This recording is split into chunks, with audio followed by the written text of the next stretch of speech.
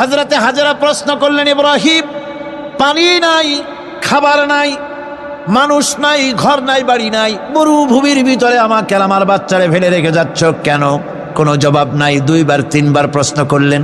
এরপরে তিনি আবার প্রশ্ন করলেন, বললেন, ইব্রাহিম, এটা কি আল্লাহর হুকুম নাকি? হযরত ইব্রাহিম আলাইহিস সালাম নিজের কলিজার টুকরা সন্তান আর বিবিকে রেখে যেতেছেন ভারাক্রান্ত মন নিয়ে। তিনি আকাশের দিকে আঙ্গুল উঁচু করে দেখালেন। হযরত হাজেরা বুঝলেন ইনি তো আল্লাহর পয়গম্বর, আমার কোনো অপরাধে এভাবে ফেলে যাওয়ার কথা নয়। তিনি বুঝলেন এটা আল্লাহর হুকুম। হযরতে হাজেরা বললেন, ইব্রাহিম রে, নিশ্চিন্ত মনে বাড়ি ফিরে যাও।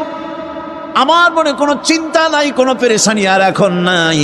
আল্লাহর হুকুমে যদি আমাকে এই মরুভূমির ভিতরে ফেলে যেয়ে থাকো, তাহলে আমি ওই আল্লাহর প্রতি এতটা ভরসা রাখি যে এই মরুভূমির ভিতরে জল পানি শূন্য, খাদ্য শূন্য জায়গায় আমি আমার বাচ্চাকে আল্লাহ রব্বুল আলামিন না খাওয়াইয়া মারবেন না।